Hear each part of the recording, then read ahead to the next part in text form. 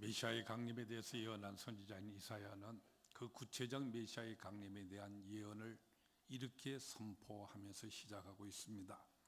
이사야 40장 1절 이하에 나오는 말씀입니다.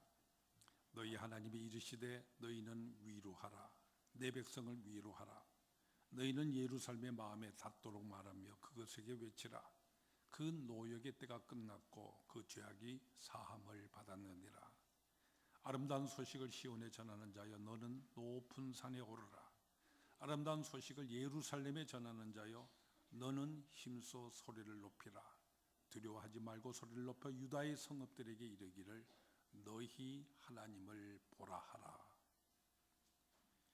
이사야 선지자는 우리를 위하여 이 땅에 오시게 될 메시아 그분은 바로 이 모든 죄악과 노역으로 신음하고 있는 우리 모든 인류들을 구원하시기 위해서, 그래서 우리를 위로해 주시는 분이시라고 이렇게 선포하여 말씀하고 있습니다. 그렇기 때문에 죄악과 노역 속에서 너희들이 거기 속에 절망하고 있지를 말고 우리를 위로해 주시는 하나님을 바라보라, 이렇게 선포하고 있는 것입니다. 예언된 이 말씀 그대로 우리 주님께서는 이 땅에 강림을 하셨습니다. 예언된 그대로 이새의 줄기에서 탄생을 하셨고, 예언된 그대로 동정녀의 몸을 빌려서 이 세상에 탄생을 하셨으며, 예언된 그대로 베들레헴이라는 바로 그곳에서 탄생을 하셨습니다. 그러니까 이 땅에 강림하신 우리 주님께서는 오늘 보면 이사야를 통하여서 우리에게 예언하신 그대로 위로의 하나님으로 이 땅에 강림하신 것입니다. 그렇기 때문에 바로 이 예언의 말씀을 받아서 사도 바울은 우리 같이 읽으신 이 본문의 말씀에서 우리를 위해서 이 땅에 내려오신 우리 주님을 우리 모두에게 소개를 하시면서 위로의 하나님이시다 하는 이 말을 강조하고 있습니다. 오늘 본문에 보면 여러분이 읽어서 보시는 바와 같이 위로의 하나님이라는 이 말과 함께 위로라고 하는 말이 무려 10번이나 반복되어 있는 것을 우리 모두가 읽을 수가 있습니다. 위로의 하나님. 근데 위로라고 하는 것이 무엇입니까? 여러분은 무엇이 진정으로 위로라고 생각을 하십니까? 오늘을 살아가고 있는 우리 모두에게 있어서 마음의 상처를 받고 고난과 역경을 거치지 아니하는 사람 단 한 사람도 없습니다. 근심과 걱정이 끊이지 않는 이 세상, 이 삶의 현실 속에서 우리는 매일같이 살아가고 있습니다. 그렇기 때문에 우리 모두에게 있어서 가장 절실한 것이 바로 이 위로이지 않겠습니까? 근데 무엇이, 어떻게 하는 것이 우리의 이 상처를 치유해 주고 회복시켜 주시고요, 또한 새 힘과 소망을 가질 수 있게 하는 위로가 되는 것입니까? 오늘 이 시간 우리 모두가 바로 이 위로, 무엇이 진정한 위로가 되는 것인지 오늘 같이 계신 이 본문 말씀을 통해서 깊이 생각하며 은혜를 함께 나눌 수 있기를 바랍니다. 위로라고 하는 이 말, 우리가 원어 성경을 읽어보게 될 때 여기 파라칼레오라고 하는 단어가 쓰이는 것을 우리는 보게 됩니다. 위로, 파라칼레오. 이 파라칼레오라는 이 말은 파라라는 말과 칼레오라는 이 말, 이 두 단어가 합성되어서 나타나고 있는 말입니다. 파라라고 하는 말은 곁에, 곁으로라는 이와 같은 뜻이고, 칼레오라는 말은 부른다 하는 이와 같은 뜻의 단어입니다. 그러니까 위로한다, 파라칼레오라는 이 말의 문자적인 의미는 곁으로 부른다 하는 이와 같은 의미의 말입니다. 그러면 무엇입니까? 우리가 누구를 위로한다고 하는 것은 그 사람을 내 곁으로 부르는 행위를 말하는 것입니다. 내 곁으로 부른다, 가까이 오도록 부른다, 그것이 바로 성경에서 사용되고 있는 위로라고 하는 말의 뜻인 것입니다. 예를 들어 본다면, 여러분이 집에 있는 어떤 아이가 무엇을 잘못했을 때 내가 그 아이를 꾸중을 했습니다. 그래서 그 아이가 지금 울고 있습니다. 그럴 때 여러분은 어떻게 하십니까? 우리 대부분은 그 아이를 끌어당겨서 안아주지 않습니까? 곁으로 가까이 불러서 꼭 안아주고 달래주지 않습니까? 바로 이런 것이 위로라고 하는 것입니다. 곁으로 부른다 하는 이런 뜻인 것입니다. 바로 여기서 우리는 오늘 본문 말씀을 통하여서 위로에 대한 가장 기본적이고 중요한 원리적인 결론을 발견하게 됩니다. 그것은 첫째로 무엇이냐면은 오직 하나님만이 위로자가 되신다. 오직 하나님만이 위로자가 되신다는 말입니다. 여러분, 이 세상에 어떤 것도 우리가 위로가 되지 못합니다. 오직 하나님만이 우리의 위로자이십니다. 왜 그런 것입니까? 그것은 우리 사람으로서는 그 어느 누구도요, 다른 어떤 누구를 진정되게 위로할 수가 없기 때문입니다. 여러분은 누구를 위로해 보신 적이 있으십니까? 참으로 위로한다는 일은 힘든 일이었을 것입니다. 또 여러분 누구에서부터 위로를 받아본 적이 있으십니까? 별로 기억이 나지 아니할 것입니다. 누가 와서 위로한다시고 이러쿵저러쿵 하지요. 그런데 그게 오히려 더 섭섭하게 느껴질 때가 있는 것입니다. 내가 지금 너무나도 큰 아픔 속에 있는데 전혀 그렇지 아니하는 사람이 와서 나를 위로한다고 하는 것이 꼭 조소하는 것 같이 느껴질 때가, 그럴 때가 있지 않습니까? 비웃는 것 같이 느껴질 때가 있는 것입니다. 그래서 위로가 되지를 않습니다. 사실 위로한다, 위로를 받는다, 이것은 참으로 어려운 일입니다. 그 누구에게 있어서 어렵습니다. 내 몸으로 낳아서 키운 자식조차도 내가 제대로 위로하지를 못합니다. 이런 경우가 있지 않습니까? 내 아이가 지금 시련을 당해서 괴로워하고 있는데 어머니가 그 아이 옆에 앉아서요, 인생이라는 게 원래 그렇단다 뭐 하는 어쩌니 하면서 말해준다고 해서 위로가 되겠습니까? 엄마는 아무것도 몰라 하는 이와 같은 말 듣기가 십상인 것입니다. 위로가 안 되는 것입니다.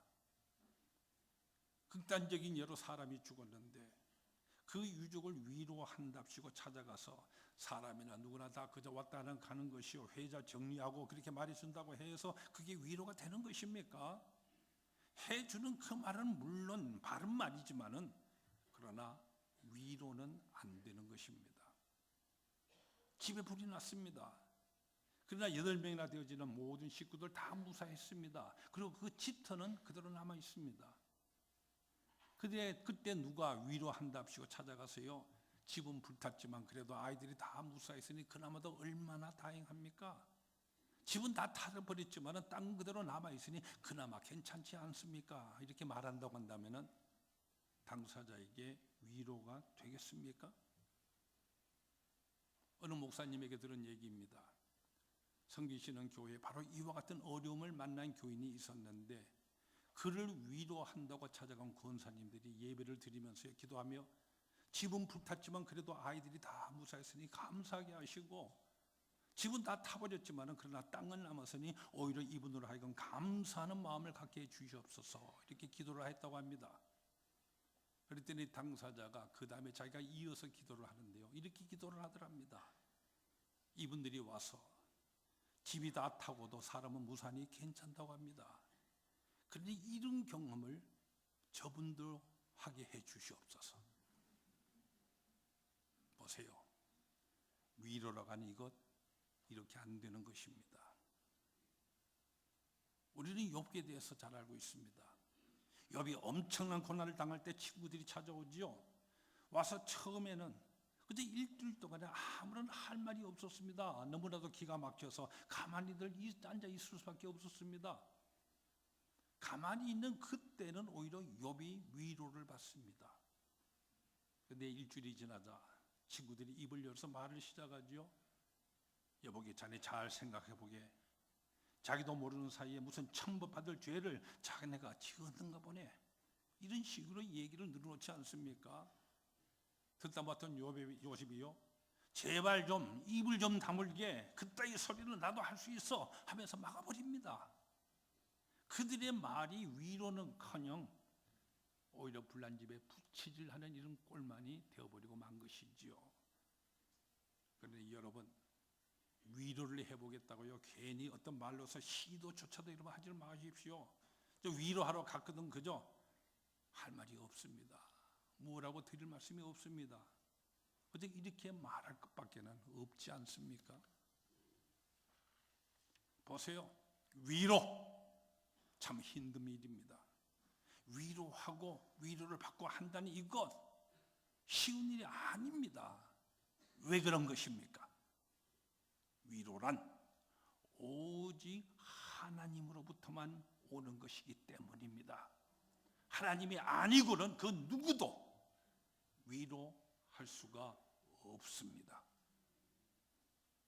따라서 바로 여기에서 우리는 위로에 대한 두 번째 중요한 원리적인 결론을 발견할 수가 있습니다. 그것은 하나님으로부터 오는 이 위로, 하나님의 위로를 받아들이는 자, 하나님의 위로를 받아들일 수 있는 자만이 진정으로 위로를 받을 수 있는 사람이라는 것입니다. 다시 말하자면 하나님의 위로로 받아들일 수 있는, 하나님의 위로를 받아들일 수 있는 마음이 열릴 때에 그 사람은 다시 일어날 수가 있습니다. 위로받는 사람이 될 수 있다고 하는 바로 이 말입니다. 여러분, 바로 이 사실이 중요합니다. 하나님의 위로를 깨닫는 자가 위로를 받게 됩니다. 만약 깨닫지를 못한다고 한다면 그대로 끝입니다. 하나님의 이 위로 거부하고 나면은 어디서 위로를 받겠습니까? 누구도 위로해 줄 수가 없는 사람입니다. 하나님의 위로를 받아들이게 될 때 그 다음 단계로서 비로소 사람의 위로를 받을 수 있게 되는 것입니다. 우리 하나님은 위로의 하나님이십니다. 그러면 하나님께서는 어떻게 우리를 위로하시는 것입니까? 오늘 본문의 말씀 바로 이 점에 대해서도 말씀해 주시는데, 이미 말씀드린 바와 같이 위로라고 하는 것은 하나님께서 우리를 당신 곁으로 부르신다고 하는 이와 같은 뜻입니다. 하나님께서는 우리를 당신 곁으로 부르심으로 우리를 위로해 주십니다. 하나님 곁으로 우리를 부르신다고 하는 이 말, 이것은 무엇을 말하는 것이겠습니까? 그것은 바로 우리를 용서하실 뿐만 아니라 의롭게 하여 주신다 하는 이와 같은 의미를 내포하고 있는 것입니다. 우리를 의롭게 하여 주심으로 우리를 위로해 주시는 것입니다. 무슨 말씀인가 하면은 우리는 이미 자격을 잃었었거든요. 이미 죄인이 되어 있습니다. 이미 하나님으로부터 멀리 떨어져 추락해 있는데 그런 우리를 당신 곁으로 부르신다고 하는 것입니다. 그러므로 당신 곁으로 부르신다고 하는 이 말은 바로 죄인된 우리를 용서하실 뿐만 아니라 의롭게 해주시는 역사, 그것을 의미하고 있는 것입니다. 위로라고 하는 것은 바로 우리에게 의를 부여해 주시는 것을 말씀하시는 것입니다. 우리는 이미 의에서 떠났었습니다. 그러나 하나님께서는 당신의 의로서 우리를 덮으시는 것입니다. 그리고 용서하시고 우리가 쥐불해야 될 모든 눈물과 탄식과 고통과 많은 저주들 몸소 대신 받으시고 그리고 우리를 당신 곁으로 부르시는 것입니다. 그래서 바로 이것이 참된 위로인 것입니다. 그냥 말만 하시는 것이 아닙니다. 의롭다고 해주시는 것입니다. 대신 짐을 져주시는 것입니다. 그가 그 곁으로 나를 부르심으로써 내가 그분과 한 위치에, 한 신분에 우리가 들어가게 되는 것입니다. 그것이 바로 하나님이 우리에게 주시는 위로라고 하는 것입니다. 여기서 여러분 십자가에 대해서 한번 생각해 보십시오. 우리가 살아가는 가운데 너무나도 우리를 원통하게 하고 분노하게 하고 억울하게 하는 일 너무나도 많습니다. 무엇으로 우리가 위로를 받을 것입니까? 바로 그때 우리 주님께서 우리에게 말씀하십니다. 내가 바로 너의 그 원통하고 억울하게 하는 바로 그것을 위하여서 이렇게 십자가에 매달려 있노라. 내가 너를 위하여서 이렇게 십자가에 달렸노라. 죄악 속에 해먹이는 너를 위해서 내가 여기 십자가에 매달려 있노라. 바로 이렇게 십자가를 지신 주님께서 나를 주님 곁으로 부르십니다.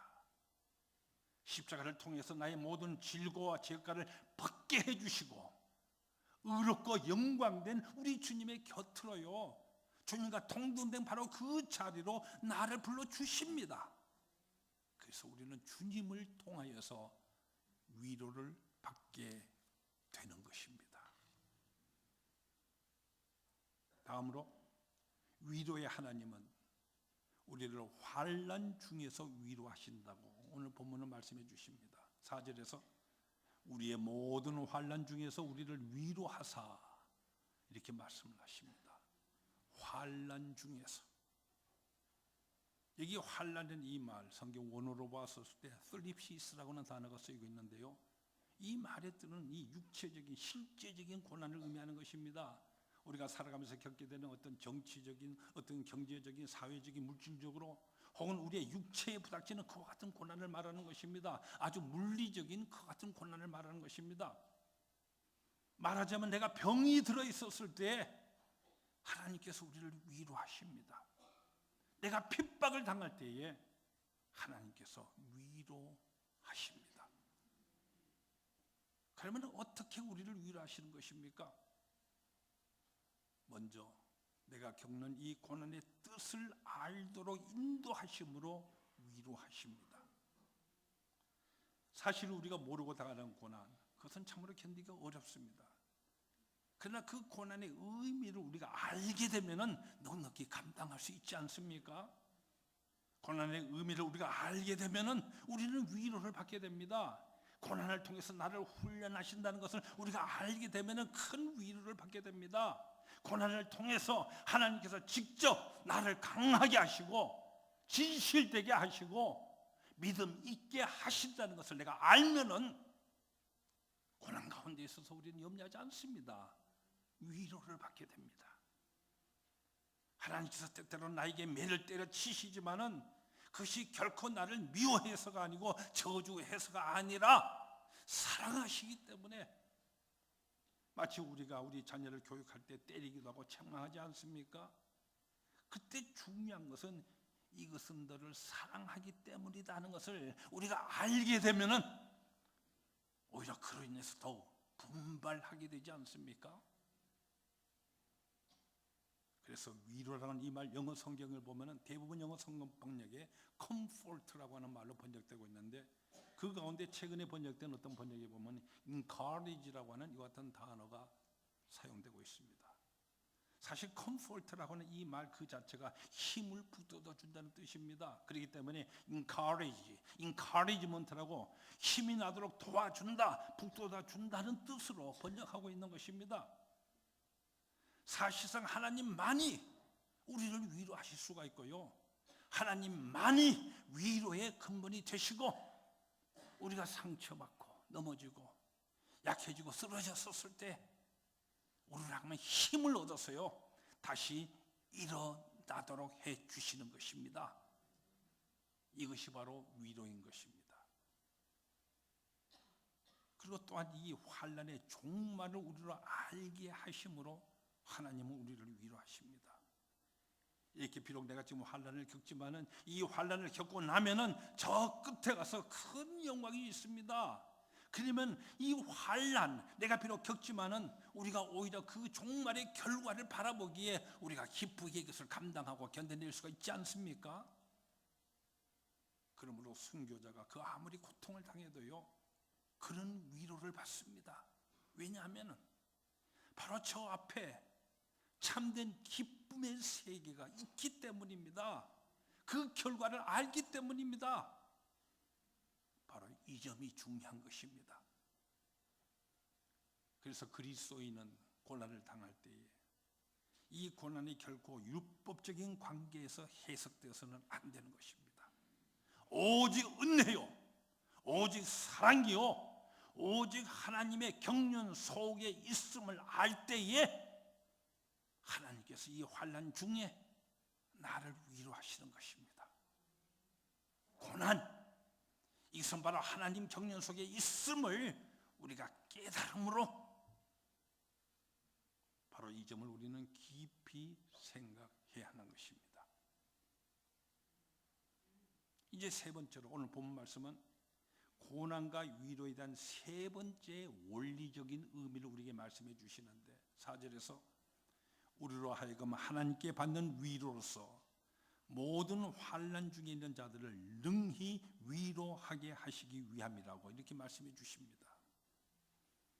하나님께서는 당신 자신께서 위로의 하나님이실 뿐더러요 우리가 하나님으로부터 받는 그 위로로서 환난 중에 있는 다른 모든 사람들을 우리로 하여금 위로하게 하신다는 말씀입니다. 조금 전 앞에서 우리 사람으로서는 위로라는 것이 절대적으로 불가능하다고 말씀드렸습니다. 근데 불가능한 그것을 가능케 하신다는 말씀인 것입니다. 그것은 사람의 힘으로서가 아니라요, 나의 무슨 재주로서가 아니라 환난 중에서 참으로 하나님으로부터 위로받은 사람은 하나님께서 바로 그 사람을 통하여서 그가 하나님으로서 받은 그 위로, 그 소중한 경험을 통하여서 다른 사람을 위로하게 하신다는 말씀입니다. 능히 위로하게 하십니다. 제가 미국에 유학하고 있을 때 있었던 일입니다. 산에 산불이 나는데 요즘도 보면 LA 인근에 산불 난다는 보도 많이 듣게 되지 않습니까? 마침 사막에서 산타아나 윈드라고 하는 이 계절풍, 뜨거운 바람이 불어오는데요, 순식간에 이것이 불길이 활활 번져나가면서 인가에 덮치고 말았습니다. 그래서 어떤 여집사님 계신데 그분의 집이 불타버리고, 근데 미처 대피하지 못한 그 집의 아들이 그만 불에 갇혀서 숨지고 말았습니다. 마침 하버드 대학교로부터 합격 통지를 받은 그와 같은 아들이었습니다. 얼마나 원통하고 억울하고 슬펐겠습니까? 교인들이 찾아갔지만 아무도 입을 열지를 못합니다. 무슨 말로, 무엇으로 과연 위로할 수가 있겠습니까? 그래서 이틀 동안이나 먹지도 않고요, 그 여집사님 그저 통곡만 하고 있었습니다. 그 어떤 위로도 받아들이지 못한 채 말이죠. 근데 3일째 되던 날에 이 여집사님이 위로를 받게 되는 기적적인 일이 일어났습니다. 어떤 여집사님이 찾아와서요, 그분을 껴안고는 1시간이 넘도록 꼭 껴안은 채 울어줍니다.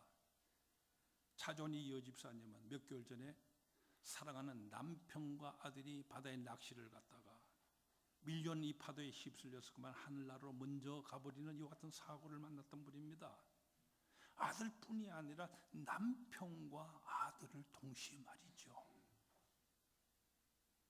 자기보다 더 큰 아픔을 겪은 이분이 자기를 찾아와서 함께 껴안고 울어주고, 그리고 자기가 그 어려운 아픔 속에서 오직 하나님께로부터 위로를 받았다는 그 한마디 말에 이 여집사님이 위로를 받게 된 것이었습니다.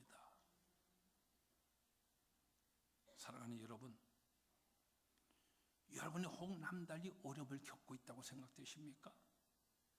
그렇다고 한다면 하나님께서 바로 당신을 소중히 쓰시고자 하심입니다. 위로자로서 쓰시고자 하시는 것입니다. 생각해 보세요. 고통이라는 아무리 생각해 봐도 그저 감기 몇 번 걸렸던 것밖에 모른다고 할 정도로요, 그저 건강에 아무런 걱정이 없이 편안하게 온 그런 사람이 있다고 했었을 때 죄송하지만 그 사람이 어떻게 고통 속에 있는 사람을 위로할 수가 있겠습니까? 그 사람은 남을 위로할 자격은 없는 것입니다. 그래서 오늘 본문 말씀은 우리의 모든 환난 중에서 우리를 위로하사 우리로 하여금 하나님께 받는 위로로서 모든 환난 중에 있는 자들을 능히 위로하게 하시는 하나님이시라고, 바로 우리가 당하는 고통과 위로에 대한 원리적인 이유를 세 번째로 우리에게 말씀해 주십니다. 우리가 하나님께로부터 받은 이 위로로서 모든 환난 중에 있는 자들을 위로하게 하시기 위하여서. 그래서 오늘 본문 말씀 아주 귀한 말씀을 하십니다. 5절 말씀입니다. 그리스도의 고난이 우리에게 넘친 것 같이 우리가 받는 위로도 그리스도로 말미암아 넘치는도다. 그리스도와 함께 고난당하니 없이는요, 그리스도와 함께 위로도 없다는 말씀입니다. 함께 고난을 당한 자만이 서로가 위로가 되는 것입니다. 그렇기 때문에 사도행전 5장 41절을 보십시오. 베드로와 요한을 위시한 이 모든 사도들이 감옥에 붙잡혀 가서 매를 많이 맞았습니다. 예수의 이름으로 매를 맞았습니다. 근데 매를 많이 맞고 그들이 감옥에서 나올 때 그들은 그리스도의 이름을 위하여 능욕받는 일에 합당한 자로 여기심을 기뻐하면서 공의 앞을 떠나니라 이렇게 말해주고 있습니다. 기뻐하면서 그랬을 것입니다. 특히 베드로의 입장에서는 더욱 그렇지 않았겠습니까? 불과 얼마 전에 그는 예수님을 3번씩이나 모른다고 그것도 저주하고 부인하는 창피한 일을 저질렀었는데, 그래도 오늘은 바로 예수의 이름으로 내가 매를 좀 맞았으니 이게 얼마나 좋으냐, 바로 이런 생각을 하면서 나왔을 것입니다. 그러니 매를 맞아도 크나큰 기쁨 속에 위로를 받았습니다. 여러분, 예수의 이름으로 고난을 당할 때 많은 위로를 받습니다.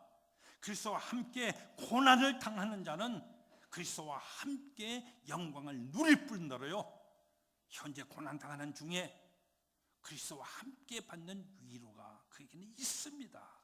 큰 기쁨, 힘이 솟아오르는 그런 것이 있다는 바로 그와 같은 말씀입니다. 그래서 오늘 보면 6절에서 이 위로가 너희 속에 역사하여 우리가 받는 것 같은 고난을 너희도 견디게 하시느니라 말씀하십니다.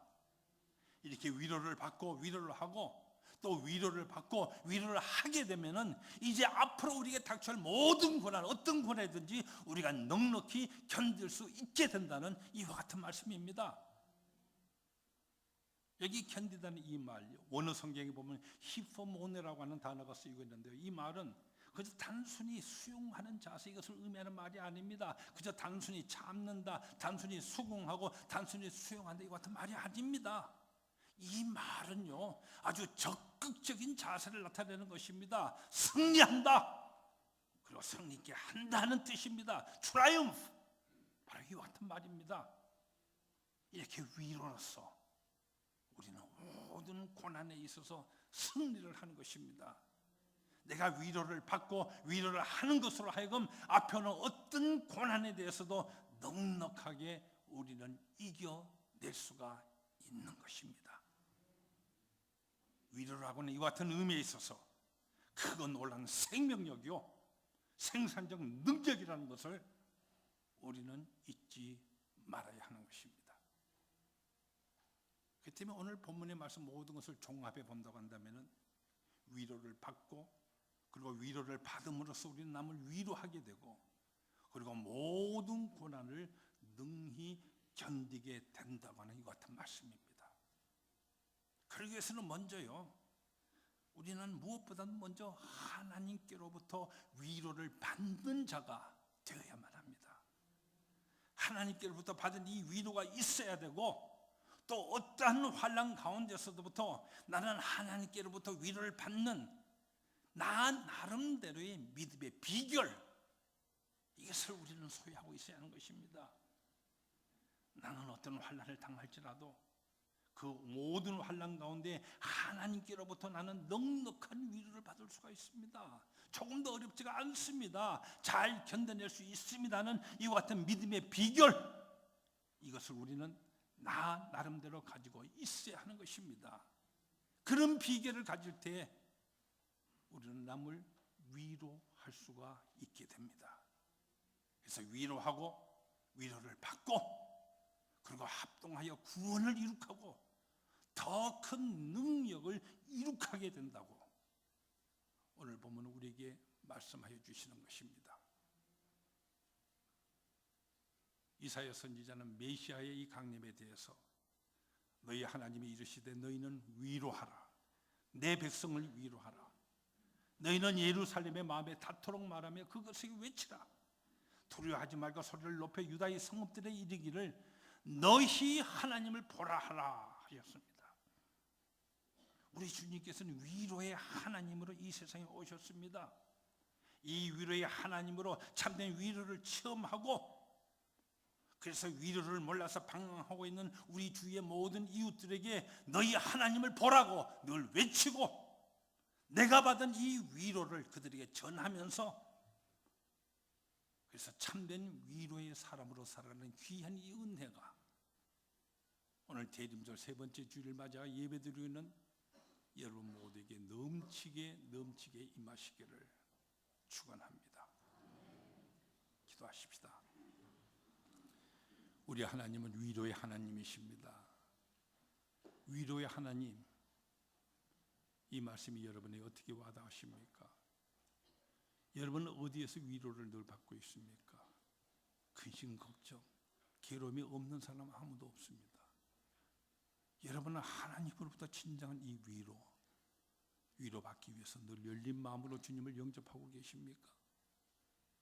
하나님으로부터 받은 이 위로, 이 여러분만의 참된 비결, 여러분 소유하고 계십니까? 그래서 소유함으로 우리는 위로하는 사람이 될 수 있는데, 하나님으로부터 받은 위로로 여러분 주위 모든 사람을 위로하고 계십니까? 겸손히 우리 스스로를 돌아보며 기도하시길 바랍니다.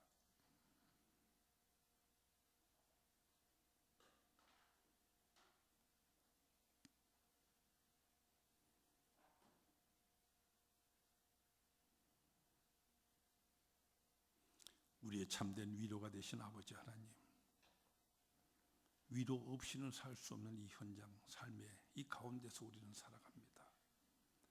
오직 하나님만이 참된 위로이시기에 하나님으로부터 받는 이 참된 위로로 인하여 우리 또한 이 받은 위로로서 남을 위로하며 살아가는 하나님의 사람으로 살아갈 수 있도록 더욱 역사하여 주시옵소서. 예수님 이름으로 기도하옵나이다.